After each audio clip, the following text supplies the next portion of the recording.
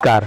आज चुनावी चहल पहल देखने के लिए अभी टिकारी विधानसभा क्षेत्र में मैं हूं और टिकारी विधानसभा क्षेत्र का ये देख रहे हैं सुदूरवर्ती इलाका है। पहले नक्सल का गढ़ माना जाता था और यहाँ पुलिस प्रशासन को आने में सोचना पड़ता था।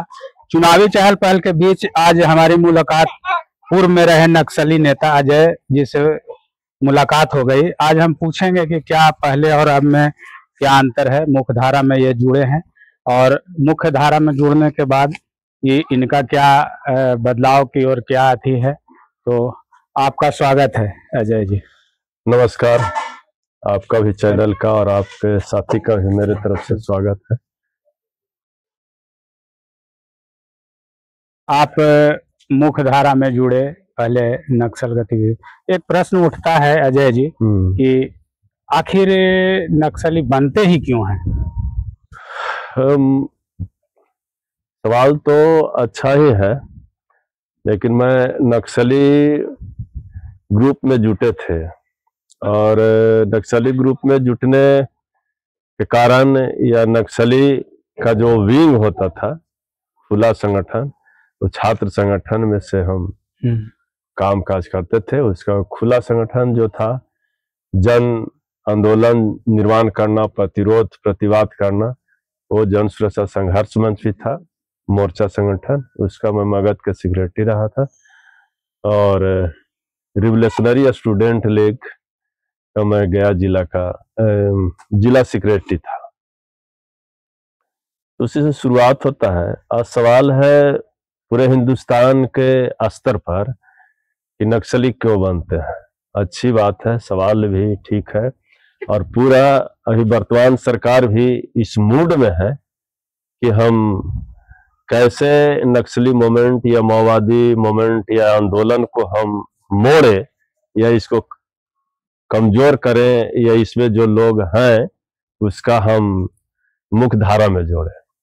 ये भी ठीक है कि शस्त्र संघर्ष जहां चल रहा है, खून खराबी हो रहा है ये भारत के अंदर में, तो भारतीय लोग ही हैं, कोई विदेशी नहीं है। तो सेना में भी जाते हैं या जो भी आज सेना का जो विंग है, सीआरपीएफ। एक सवाल उठता है अजय जी, एक सवाल उठता है कि लोग रोजमर्रा के जिंदगी में अपना जीवन यापन कर रहे हैं, उस परिस्थिति में जनवादी विचारधारा की ओर मूवमेंट कैसे हुआ?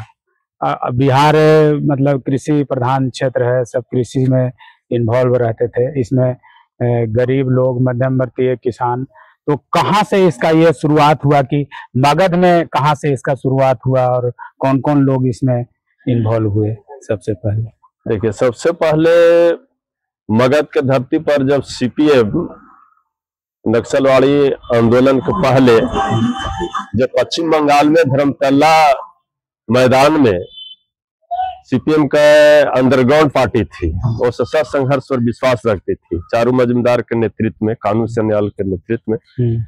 और जब उस समय उन्होंने जब धर्मतला पश्चिम बंगाल में जब वहां एक मीटिंग बुलाई गई और मीटिंग बुला करके वहां का जो नेता थे सीपीएम का, तो नाम मैं भुला रहा हूं, हो सकता है कि संदर्भ में नाम याद आए, तो उन्होंने घोषणा किया चुनाव में जाने का कि अब सशस्त्र संघर्ष का परिस्थिति नहीं है, अब हम लोग का चुनाव लड़ना चाहिए और चुनाव में जाकर के ही हम भारतीय जनता की मुक्ति या जो भी समस्या है, गरीबी उन्मूलन या तमाम तरह के बेरोजगारी भ्रष्टाचारी, उसको खत्म करते हैं, जो अभी भी सरकार उस चीज को लड़ रहे हैं। तो वहां से उन्होंने जो पहले उसी मीटिंग में ही घोषणा करते हुए कन्हई चटर्जी, चंद्रशेखर दास, अमूल सेन ये आए मगध में, प्रशांत बोस ये गए झारखंड में, जो आज झारखंड पहले बिहार ही था, तो आज बट चुका है। इन्होंने और वहां पर दक्षिणी भारत में चारू मजुमदार के नेतृत्व में हुआ, उन्होंने नारा दिए सर्वश्रेष्ठ क्रांतिकारी शहर छोड़ो गांव चलो। और इसी गांव छोड़ने नारा के उपरांत मध्य बिहार में सबसे पहले औरंगाबाद जिला चालहो एरिया में केसी आए थे कन्हई चटर्जी, और वहां से उन्होंने इस नक्सली आंदोलन को शुरू किए।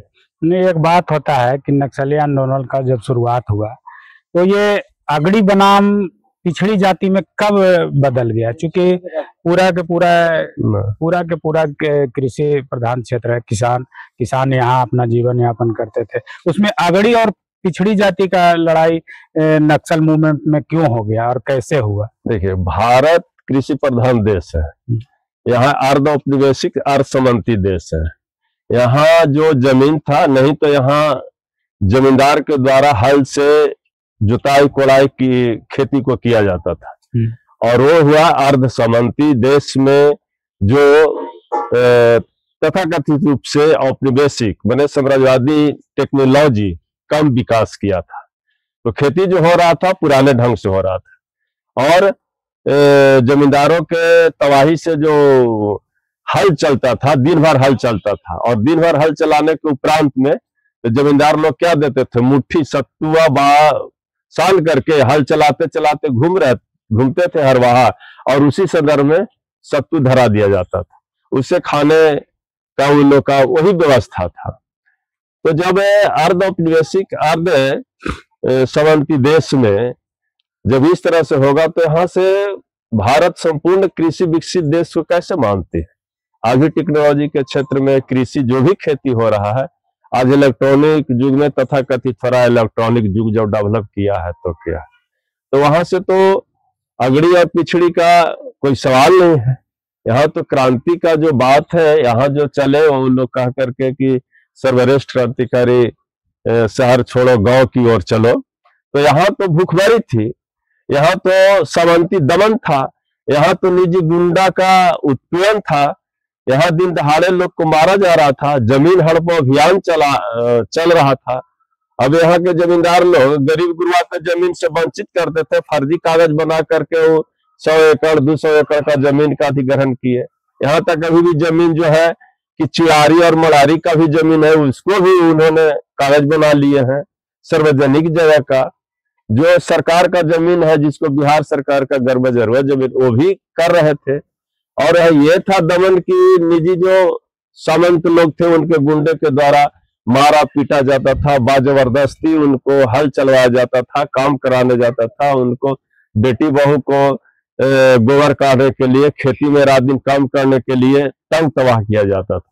इसलिए यहाँ पर मध्य बिहार में जब केसी के नेतृत्व में यहाँ डेवलप हुए, और डेवलप हुआ तो उस समय पार्टी विकास की, जिसमें उस समय पार्टी जब आई थी तो इसका नाम था दक्षिण देश, इसके बाद इसका नाम धराया चिंता ग्रुप, इसके बाद इसका नाम धराया ब्यूरो, इसके बाद बना एमसीसी, इसके बाद बना एमसीसीआई। अभी वर्तमान में ये लोग 2004 में संयुक्त आह्वान किए कि क्रांति, किसी भी देश में क्रांति करने के लिए क्रांतिकारी पार्टी कम्युनिस्ट पार्टी की जरूरत है, उसके अधीन लाल फौज आधार इलाका का जरूरत है। जो माओ ने कहा है कि 3 जादूगिरी हथियार का जरूरत है, और विभिन्न क्रांतिकारी कम्युनिस्टों के एक पार्टी होने चाहिए, संयुक्त पार्टी होने चाहिए। उस आह्वान पर जितने भी नक्सल ग्रुप थे वो सब लोग एक हुए, और एक होकर के अभी 2004 में ये लोग बनाए हैं भाकपा माओवादी, सीपीआई माओवादी, तो इसके अधीन चल रहा है। तो यहाँ तो अति और पिछड़ा तो शुरू से ही था, हर जात का बंटवारा करना है। तो 2 दशक 3 दशक पूर्व में नरसंहारों का दौर चला। नरसंहार में अगड़ी जाति के भी लोग मारे गए, पिछड़ी जाति के भी लोग मारे गए, दलित महादलित भी मारे गए।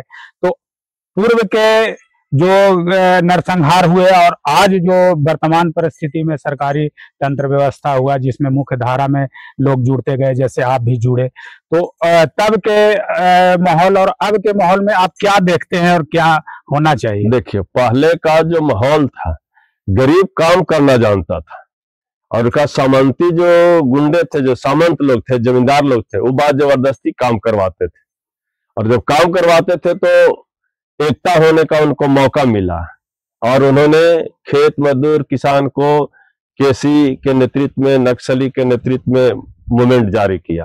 और जब लगातार कोई भी व्यक्ति या किसी चीज को भी लगातार आप एक क्षत्रिय हमला करते जाइएगा, मारते जाइएगा, तो क्या होगा, अंत में जाकर के वो खड़ा होगा लड़ने के लिए।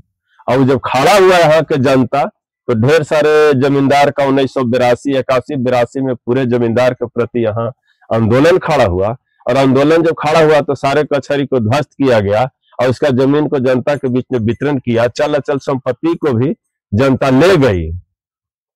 तो ये तो जब आप मार करेंगे, आप दबंग हैं और दबंगई के चलते आप मारेंगे, तो जब हम लड़ने में सक्षम नहीं है तो गांव घर इलाका में तो कुछ न्याय पसंद लोग के बीच एकता में जाएंगे ना, कहेंगे ना, तो संगठित होकर के तो वार आप पर करना लाजमी है। इसी जिले में, इसी थाना क्षेत्र में एक बहुत बड़ा नरसंहार हुआ, 12 नरसंहार हुआ। तो उसमें बच्चों को भी टारगेट किया गया, महिलाओं को भी टारगेट किया गया। अगर दमनकारी व्यवस्था के कहने के अनुसार था, जो दमन उत्पीड़न हो रहा था, तो घर की महिलाओं और बच्चों का इसमें क्या था कि बच्चों तो और महिलाएं तो शामिल नहीं थी, उस पर क्या रहा कि मतलब बच्चों तक के मार दिया गया, उस पर आप क्या कहेंगे? देखिए, यहाँ जब एक पहले जो 12 नरसंहार के पहले कहते हैं, तभी भी जो भूमिहार जाति में भी मैंने फील किया जा रहा है, या उन लोग जो कहते हैं कि एमसीसी मार, तो सबसे पहले एमसीसी में उसका एरिया कमेटी एमसीसी का वहां का रामाधार सिंह थे, जो लारी कॉलेज में चपरासी थे। उन्होंने भूमिहार जाति में जाकर के एमसीसी को फैलाया। जब उनका स्वार्थ नहीं सीधा, उनका चौपलेसी नहीं सीधा, तो एमसीसी को बदनाम करने के लिए उन्होंने एक जातीय सेना का उन्मूलन किया, मैंने जातीय सेना का विकास किए, और वो गरीब गुरबा को उन्होंने मारना शुरू किए। उस पर बहुत सारे जो भूमिहार जाति को अगर कहा जाए तो भूमिहार जाति में सब लोग वैसे लोग नहीं थे, उसका विरोध भी किए। बहुत से गांव में लोग उनको एंट्री नहीं करने दिए, शरण नहीं लेने दिए कि नहीं, ये सब चीज गलत काम है, किसी को बेगुनाह बेकसूर मार रहे हैं, बेगुनाह है आप लूट रहे हैं, बहुत सा गांव में ऐसा नहीं होने दिया। लेकिन अब सवाल है कि जो बच्चे को मार देना या सामूहिक हत्या कर देना, ये बिल्कुल गलत है।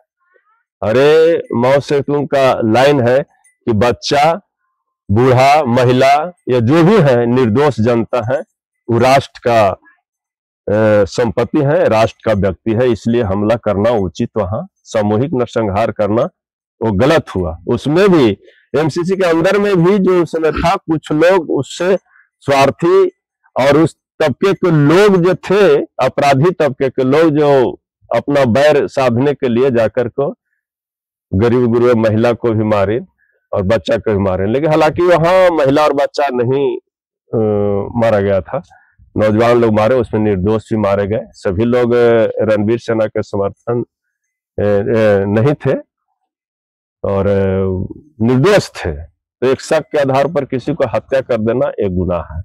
ये ऐसा क्रांतिकारी विचारधारा में नहीं था, लेकिन उसमें भी लोग अपराधी तबके आदमी थे जो उस तरह को बदनाम करने के लिए उन्होंने किया है, ये गलत है।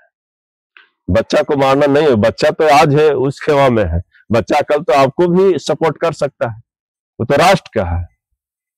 वो तो बोलते हैं माओ सेतु की समाजवादी व्यवस्था में वो भी हो सकता है कि नेता बन सकता है, वो भी नेतृत्व कर सकता है आंदोलन को। लेकिन ये जो क्रांतिकारी आंदोलन का मोड़ने का और तोड़ने का उसमें साजिश था, जो इधर से एमसीसी के ग्रुप में घुस करके वैसे तबके के लोग जो मारिन है, वो गलत था।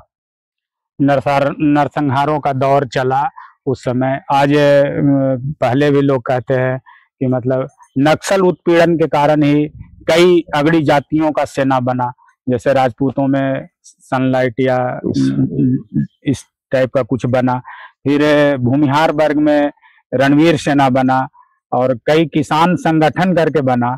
तो इसको आप कैसे लेते हैं? क्योंकि मामला तो भाई कहीं ना कहीं प्रतिकार का ही हो सकता है, और गाँव में आप देखेंगे कि इसके पहले 2-3 दशक पूर्व में जो है गाँव में लोग सोते नहीं थे, किसी भी जाति का, हाँ किसी अगड़ी हो पिछड़ी हो, लोग अगर दलित आबादी बस्ती है तो कहता कि रणवीर सेना आ जाएगा, अगड़ी जाती है तो लगता था कि मतलब नक्सली आ जाएगा।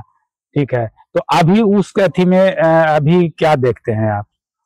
पहले इस ढंग का 2001 के पूर्व में ये सब चीज खूनी संघर्ष चला था, और उस खूनी संघर्ष दोनों पक्ष से हो रहा था।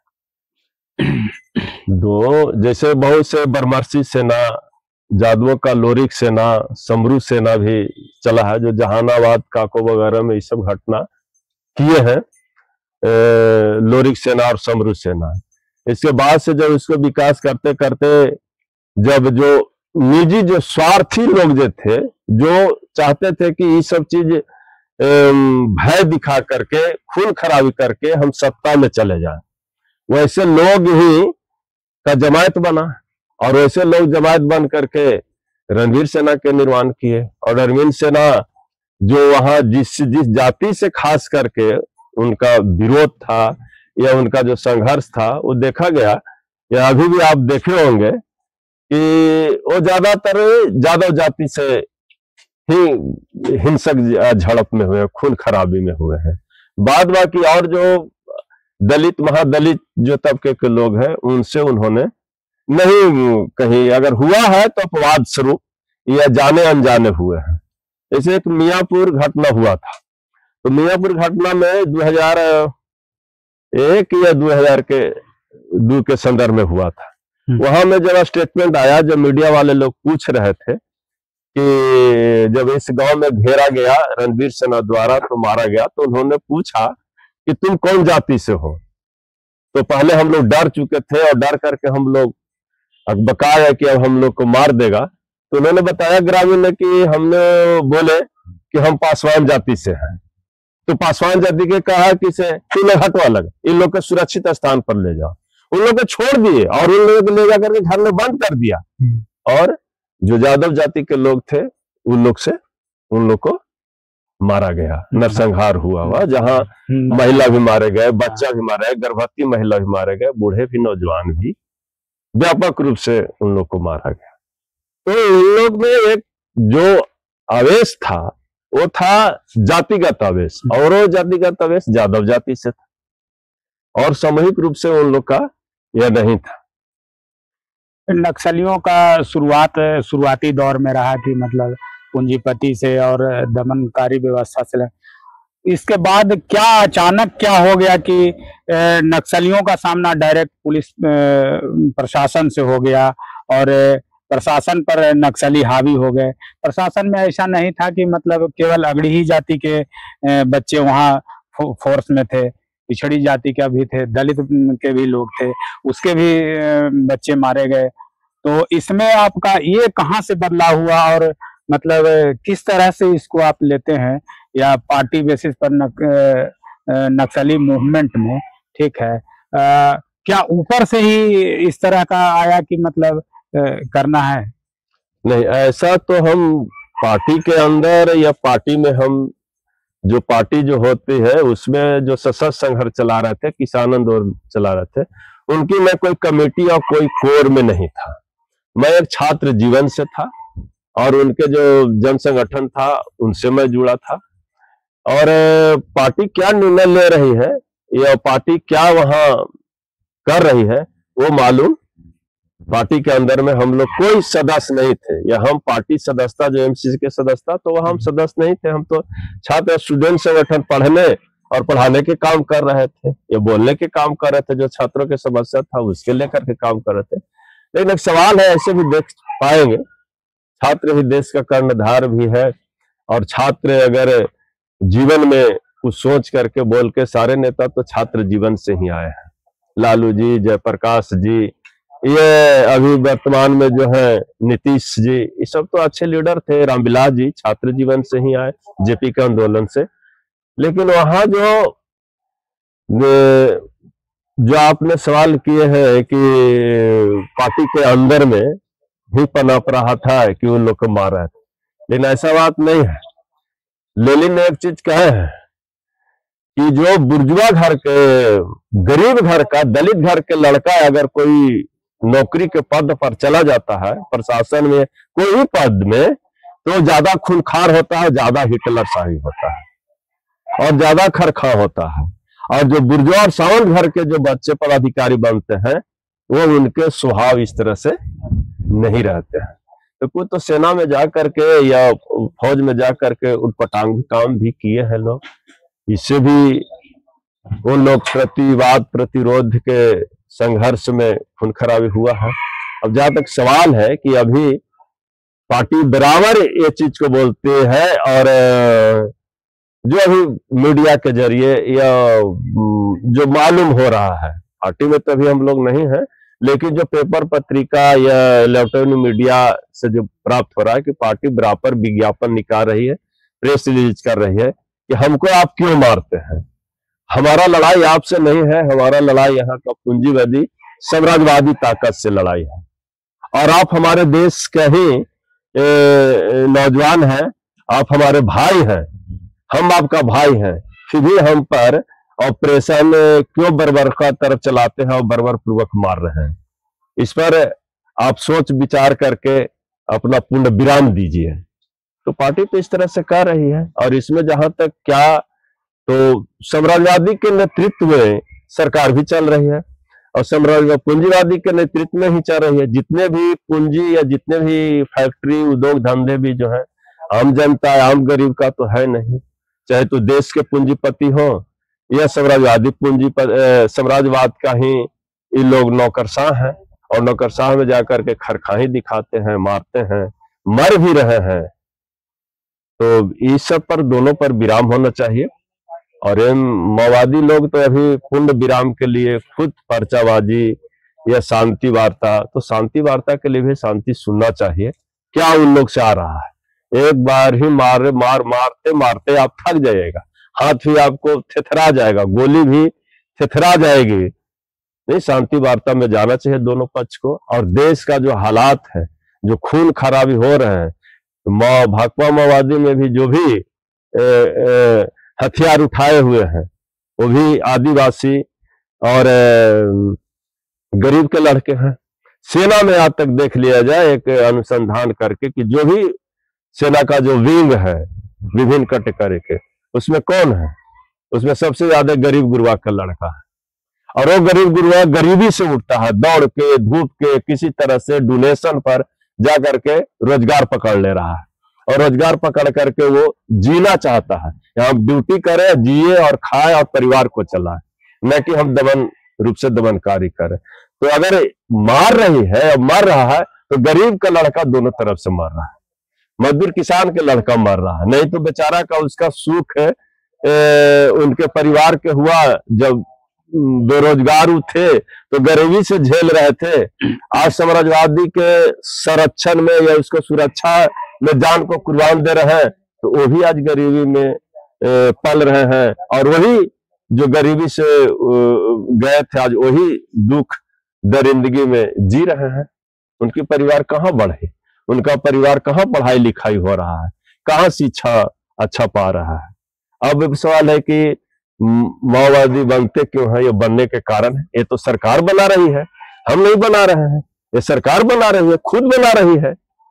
जैसे अभी देखा जाए कि शिक्षा, आवास और खाने का सामान, भोजन, ये तीन चीज मुख्य चीज है, और ये तीन चीज मुख्य चीज को कंट्रोल कर नहीं पा रही सरकार, कोई भी सत्ता में है, और तीनों चीज से अलग सरकार हटे हुए है। और भाजपा के सरकार तीनों चीज से हटे हुए हैं। नहीं तो उसके पास सुव्यवस्थित शिक्षा का व्यवस्था है, नहीं उसके पास आवास का व्यवस्था है, नहीं उसके पास रोजगार की व्यवस्था है, खाने का भी व्यवस्था नहीं है। अभी बहुत सारे जमीन को आप देखेंगे तो एक हिसाब में तो 75% भूस्वामियों को जमीन है, हजारों हजार एकड़, 900 एकड़, 9,000 एकड़, और जो सरकार में भी जो गए हैं उनको भी गुप्त जमीन और उपन जमीन को लिया जाए तो बहुत से नेता मंत्री का जमीन है जो कि दूसरे पर है, और वो सारा चीज खरीद बिक्री कर रहे हैं। इसमें तो कई नक्सली नेता भी कहे गए कि बहुत सारा प्रॉपर्टी बनाए, जमीन खरीदे, ले भी लिए, तो इसमें क्या है? ले भी अगर ले रहे हैं तो लेवी के बताएगी ना सरकार कि कितना एकड़ इनको जमीन खरीदेगी, इनका बच्चा कहाँ पढ़ रहा है। कई नक्सली नेता पर आरोप लगा, अंदरूनी हम जानते हैं नक्सली नेता शहरों में बड़ी बड़ी जो है जमीन खरीदी गई और अपने बच्चों को हार्वर्ड विद्यालय में बड़े बड़े सरकारी स्कूल को छोड़कर पढ़ाया गया। इस पर क्या कह रहे हैं? ये तो दिग्भ्रमी चीज है ना। आप किसी के बारे में जान भी नहीं रहे और पटांग जवाब दे रहे हैं और दिमाग चाटने वाला बात बोल रहे हैं। नौजवान को दिमाग चाटने वाला कुछ से वंचित हो। जैसे मानते हैं जहानाबाद का जो हमारे उनसे भेंट मुलाकात नहीं है, लेकिन पेपर मीडिया या ऐसे पर्चा पत्रिका से हमने जाने हैं देव जी का। देव जी का पत्नी खुद मास्टरनी है और जाति से बिलोंग करते हैं कुशवाहा जाति से, और उनकी पत्नी टीचर है और उनका बेटा ये है। अब उनका रिटायरमेंट पैसा पटना में वो लोग रहते हैं। यहाँ तो पुलिस घर द्वार जहानाबाद के कोई गांव में है 25 यहाँ तोड़ फोड़ दिया। यहाँ बराबर छत्तीसगढ़ में नेतृत्व कर रहे आदिवासी आंदोलन को, तो यहाँ पुलिस यहाँ तोड़ रही है या उनको परेशान कर रही है। तो उनका बेटा और औरत सोची कि अब तो बुढ़ारी का अवस्था है, चलो कहीं अच्छा से ही शरण लो। और रिटायर करके आए तो 40 लाख रुपया मिला, 50 लाख रिटायरमेंट। तो कह रहा है कि देव जी का ही है रुपया, ये नक्सली का रुपया है। महाबेवकूफ अंधा आदमी तुम हो यार, कैसे तू देश दुनिया चलाते हो, इतने बड़े अफसर बने हुए हो। अरे उसका नौकरी जो किया तो 40 लाख रुपया मिला, तो कहाँ ले जाएगा और उसका तू नक्सली घोषित कर रहा हो। उनका बेटा या उनके जमीन पर दिखाएंगे लोग कि कितना जमीन है? नहीं दिखा पाएंगे। हम कहते हैं कि ये रफीगंज में कासिमा थाना के ये चंद्रिका प्रसाद प्रभात जी वो 30 वर्षों तक प्रशासन के साथ, पुलिस के साथ और यहाँ का निजी गुंडा के साथ लुका छिपी खेल खेलते रहे। और उन्होंने जो एमसीसी के काम कर रहे थे वो भी कह रहे थे कि हम क्रांतिकारी हैं, क्रांति कर रहे थे, ठीक बात। लेकिन उनको बेटा के देखा जाए, उनको भी आया था कि इतने से पाते। उनका बेटा तो कासिमा में दुकान किए हुए है, कपड़ा बेचता है। अगर उनके पास हजारों एकड़ जमीन या धनबाद में, रांची में, पटना में, गया में जमीन रहता तो काला कपड़ा देता। कपड़ा काहे के लिए देता? कासिमा में कपड़ा का दुकान है। विजय कुमार आर जो सेंट्रल कमेटी के कर्मा गांव के है, उनको भी हुआ कि इनका फलाने जगह में इतना जमीन है, ये आया बात। यहाँ तक कि ये कौन सी बोलते हैं इसका जो खुफिया तंत्र, सरकार का जो खुफिया तंत्र, कहां से ये रिपोर्ट उठाते हैं ये लोग और पदाधिकारी लोग। तो कहा विजय कुमार आज का इन्होंने मेरा चैलेंज कुछ जमीन को दिखाएं। विजय कुमार के बेटा पढ़ता है विदेश में विदेश में पढ़ता है, और उसका विजय कुमार के बेटा पढ़ा गया में और ऑटोमोबाइल का दुकान किए हुए है। गया में ही ऑटोमोबाइल के द्वारा कुछ दिन कोयला बेचने का काम किया। अरे कम से कम बोलो यार, तो शर्म भी तो करो कि हम किस पर क्या बोल रहे हैं। ये तो है नहीं। विजय कुमार आज का वही, अगर पैसा किन्हीं के पास पैसा रहेगा तो वो अच्छे रहना पैसे ही सिखा देता है, कैसे रहा जाता है, कहाँ रहा जाता है। अब तो वही ईंट का सारा ईंट जना रहा है, प्लास्टर भी तो नहीं है विजय कुमार आज का घर। तो इसको कहेंगे पहले ये आया कि नक्सली गांव में है, नक्सली गांव की ओर है, गांव में है। और अब एक नया आया, बीच में आया कि अर्बन नक्सल। तो अर्बन नक्सल और रूरल नक्सल, ये दोनों में क्या मतलब? अर्बन नक्सल क्या कुछ इस पर देखिए। अर्बन नक्सल जो नक्सल के बात करेगा या शहरी नक्सल, वही बात हम कहने जा रहे हैं कि शहरों में कुछ गाना गा देगा मजदूर किसान का, गांव हमारा गली हमारा, हल हमने चलाया, खेतों को फसलों को उगाया हमने, अन्न बिना कपड़ा बिना तो जालिम कौन रे उसका जुलूम क्या है। तो ये हो गया अर्बन नक्सल। शिक्षा नहीं, दावा नहीं, वस्त्र नहीं, आवास नहीं, तो जालिम कौन रे इसका जुलूम क्या है। ये बात का अगर बोल लेगा तो अर्बन नक्सल हो गया। गाना अगर गा दिया, एक आध दो लाइन कविता गा दिया प्रगतिशील, तो अर्बन नक्सल हो गया।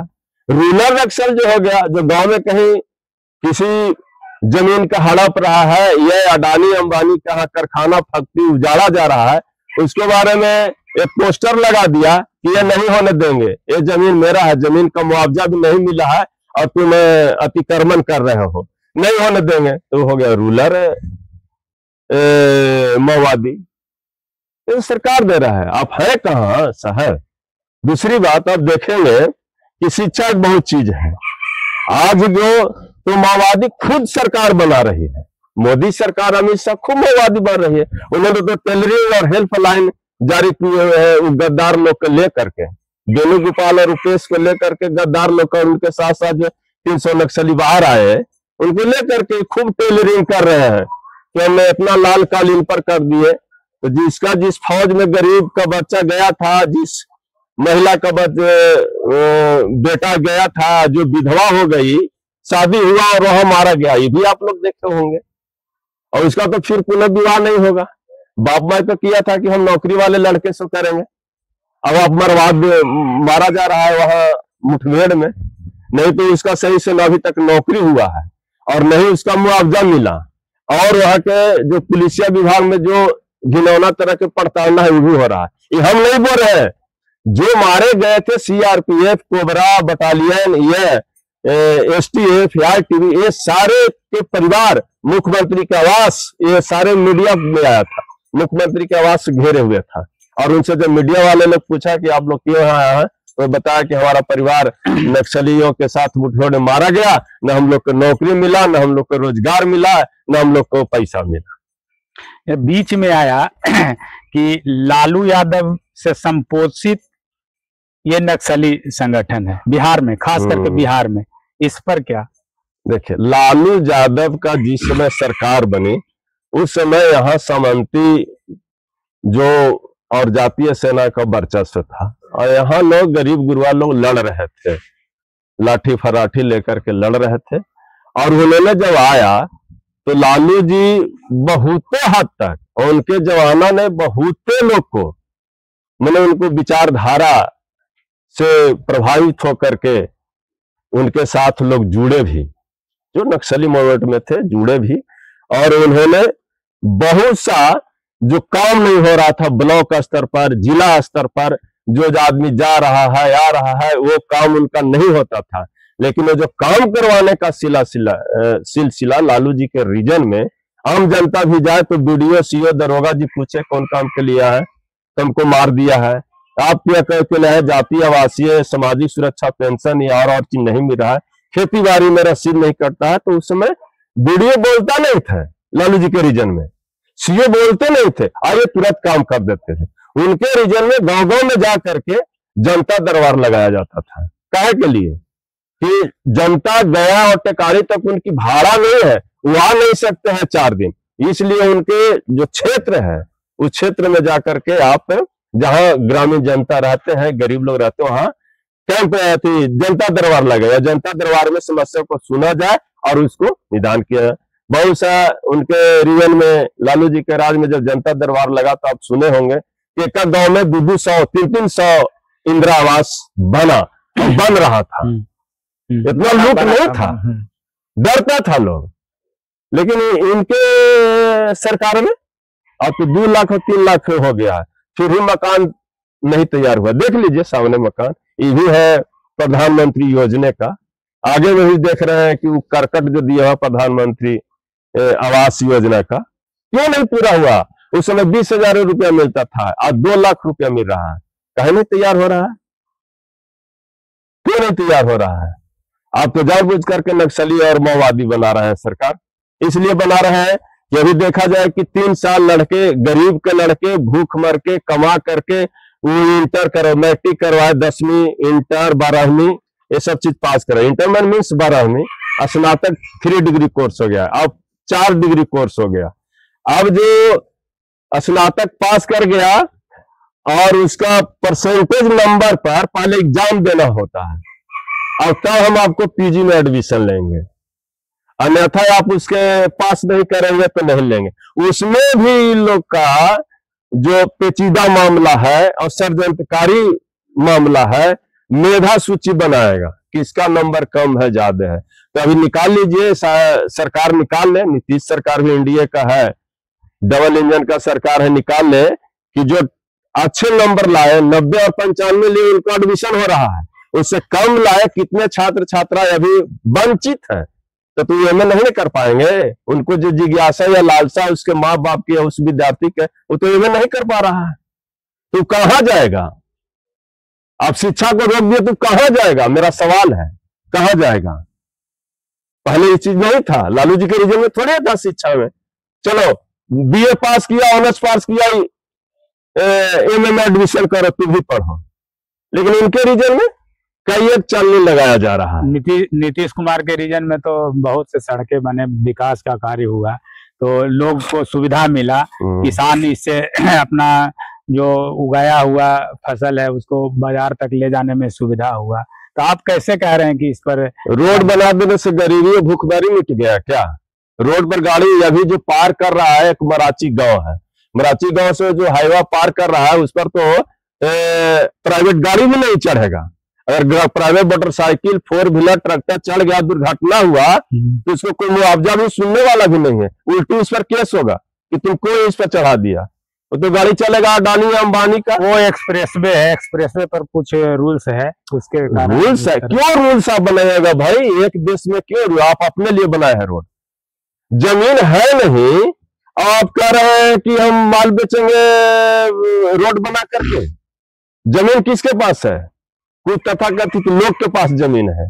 आम जमीन है किसी के पास 10 बीघा, 20 बीघा, 5 बीघा, 10 बीघा है, आंकड़ा सर्वे तो करा रही है सरकार, लेकिन वो देखे कि जमीन किसके पास कितना है, वो किसका गाड़ी पर कौन जाएगा बेचने?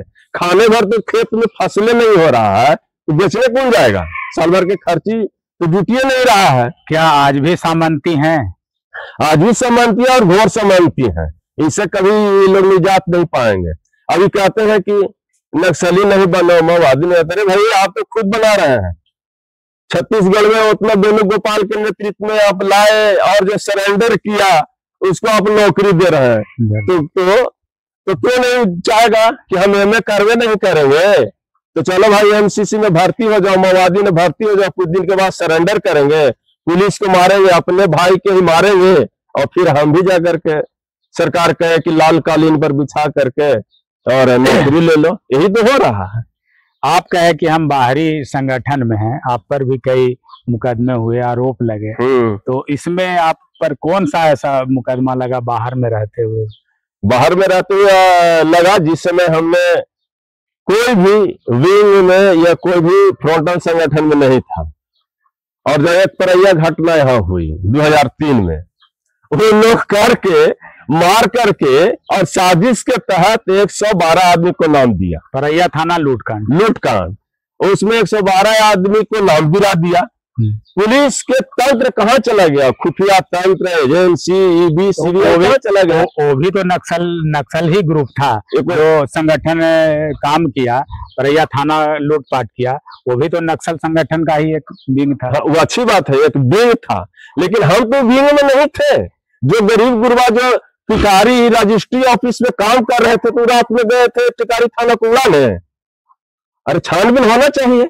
जो किसान घर में सोए हुए हैं और जो गरीब नौजवान घर में सोए हुए हैं, उसका गया था वहां मोहनपुर पे कई एक मांझी लोग महुआ बिनने के काम कर रहा था, तो मोहनपुर और औरंगाबाद के जो ग्रामीण जो लोग थे गरीब, वो आए थे यहाँ लूटने के लिए। जो कोई एमसीसी में हाइए नहीं था, पीडब्ल्यूजी में हाइए नहीं था, तो उसको कैसे आप मान लिए भाई? ठीक है, जो था वो उसको आप मान रहे हैं, लेकिन ये भी तो देखना होगा कि उसमें कोई है ही नहीं, तो उसको आप कैसे मान रहे हैं? जबरदस्ती बना रहे हैं माओवादी और नक्सलवादी। उस पर भी हम लोग ने कई एक बार, उस समय का जो कौन पांडे तो आए थे, अरविंद पांडे डीआईजी हुआ करते थे, गया था, तो एक बार मिले हम लोग, जुले तो यही बात बोलते थे कि वही नक्सली विंग है। ये कोई तरीका है भाई कि वही है नक्सली विंग, तो आप उसी में संलग्न रहिए। अरे उसमें जो दोषी लोग था, उसको दोषी लोग पर कार्रवाई कीजिए ना, कहाँ रोका जा रहा है? जो उसमें लोग थे उस पर कीजिए। जो निर्दोष लोग हैं, कुछ जान भी नहीं रहे, और उसको भी तो जानबूझ के, रोहित तो हम पहले इस चैनल के माध्यम से कहना चाहूंगी तो वही लोग तो बना रहे हैं, नक्सली तो वही लोग बना रहे हैं। कोई छानबीन है कहीं? गिरी गुरुआ को जो कहे सही सब चीज लपेटते जा रहे हैं। आप भी मुख्य धारा में लौटे, किस तरह से प्रेरित होकर के लौटे? कौन अधिकारी थे जो आपको मुख्य धारा में लौटाए? हाँ, हम जब थे तो छात्र संगठन करते थे। हम शहर बाजार में और स्कूल कॉलेज में गाना गाने के काम करते थे। और जो बार काट जितने नरसंहार हो रहा था, चाहे तो अभी जो हुआ भुयार जाति में 12 का भी या और गरीब जाति का भी हुआ, हम लोग इसका विरोध करते थे कि खून खराबी नहीं होना चाहिए। ये हमारे देश के लोग हैं, हमारे भाई लोग हैं, जो गलत है उनको आप कीजिए। तो ये हमारा काम था। ये हो गया जब बोलने के लिए सरकार के पास और आम जनता के पास में जब रखते थे तो हम लोग नक्सली हो गए। और विभिन्न तरीका के केस में जिसमें हम हैं भी नहीं, नाम भी नहीं है, तो वही में घसीटते जा रहे हैं अनुसंधान में। ये भी है, ये भी एक कौन सा आपका तौर तरीका है? और जेल में जाकर के विभिन्न तरह का यातना दिया जा रहा है, केस चला जा रहा है। हम केस लड़ने के सक्षम में नहीं है। एक तो छात्र जीवन में कुछ मिला भी नहीं, मिलता भी नहीं था और नक्सली बना दिया गया जानबूझ करके। और हम लोग यही गलत है कि 12 घटना हुआ, 12 में जो नरसंहार हुआ वो गलत हुआ, कोई पद से हुआ। क्यों मारेंगे भाई व्यापक रूप से सभी को? यही तो बावाज था। इस संगठन में आपके पिताजी का भी नाम आया? हमारे पिताजी तो थे, यहाँ के जमींदार थे। उन्होंने जमीन का झगड़ा था, उनका जमींदारी गुंडा जमींदार का उन्होंने घर से खींच के घर में सो रहे थे, मार दिया। आपके पिताजी का हत्या हो गया था? हाँ। यह किसने किया? यहाँ का जो जमींदार थे विष्णुदेव नारायण सिंह, उनके गुंडे लोग ने किया है। लेकिन बाद में उस समय तो आया कि भाई पुलिस इनकाउंटर में आपके पिताजी। नहीं, गलत बात। पुलिस बेचारा कहा लगी मारेगा, इसे झूठों कोई कह दिया है तो नहीं, ऐसा नहीं है। पुलिस नहीं, तो गुंडा लोग मार दिया था। हम लोग पुलिस के पास भी गए, लेकिन पुलिस भी सपोर्ट की इस वही जमींदार का। अब आप मुख्य धारा में जुड़ गए हैं, आप आने वाले पीढ़ी से क्या कहेंगे? आने वाले पीढ़ी से हम यही कहेंगे कि जो शिक्षा एक जरूरी चीज है, शिक्षा की सरकार व्यवस्था करे, स्कूल कॉलेज की व्यवस्था करे, टीचरों को बहाल करे, और जो भटक रहे हैं एमए ग्रेजुएशन करने के लिए उनको शिक्षा दिया जाए। और हम ये कहेंगे कि अपने हक अधिकार के लिए संघर्ष करें, अहिंसात्मक संघर्ष करें, अहिंसात्मक संघर्ष करे, वैचारिक संघर्ष सरकार से भी करे। ये पेपर पत्रिका मीडिया से भी कहें कि ऐसे जो बच्चे लोग जो है ग्रामीण क्षेत्रों में जो पढ़ नहीं पा रहे हैं, आप कहते हैं कि शिक्षा हम दे रहे हैं, पढ़ाई कर रहे हैं, आपका शिक्षा नगण्य है। आप स्कूल कॉलेज में आज के डेट में देखेंगे, कॉलेज में तो खाली सेमेस्टर 1, सेमेस्टर 2, सेमेस्टर 3 का एग्जाम दे रहे हैं। कोई भी कॉलेज में, इनके प्राइवेट कॉलेज हो या सरकारी कॉलेज हो, सिर्फ परीक्षा और सेमेस्टर पास करने के अलावा कहीं भी क्लास नहीं चलता है। ये मेरा पूर्ण चुनौती व्यवस्था के साथ है। और जो हम बार बार इसलिए दोहरा रहे हैं कि पुनः यहाँ के नौजवान ऐसे न जो चारू मजेदार कहे थे कि भारत अग्नि गर्भ है, यहाँ माचिस मारते यहाँ क्रांति हो जाएगा। तो अगर शिक्षा को जो मोड़ दिया है, शिक्षा को जो बंद कर दिया है सीमा, वो सरकार खोले। नहीं तो ना हम क्या कहेंगे, नौजवान लोग शिक्षा को मिलेगा नहीं तो आक्रोश में, जोश में अपने हक के लिए वो हथियार पकड़ेगा। शिक्षा में उच्च स्तर तक जाएगा, जो बड़े बड़े भूस्वामी का, पदाधिकारी का बाल बच्चा पढ़ेगा तो वही वो नौकरी करेगा ना। अभी मान लिया कि एक बीएड में 1.5 लाख रुपया लगता है, क्या सरकार का व्यवस्था है? तो गरीब का लड़का बीएड कर लेगा, और बीएड के भी क्या गारंटी है कि उसका नौकरी पक्का बीएड करने के बाद हो जाएगा? अभी मान लिया कि 1 कट्ठा 10 कट्ठा जमीन है और ये बेच करके भी दे रहा है। तो इस सब पर सरकार सोचे, जो व्यवस्था में लोग हैं वो सोचे। इसे कोई डरने वाला तो नहीं है बात, ये तो बात बोलने की बात है कि शिक्षा पर भी काम करे। ये थे हमारे बीच नक्सल आंदोलन के नेता अजय पासवान जी। इन्होंने अपनी बात रखी और कैसे कैसे इनको फंसाया गया। हालांकि इन्होंने नक्सली गतिविधि से इनकार किया है और इन्होंने कहा है कि मतलब नक्सल संगठन का ये बाहरी जो होता है विंग, उसमें मैं था और इस तरह के मतलब आंदोलन के लिए गीत गाया करता था और प्रचार प्रसार किया करता था।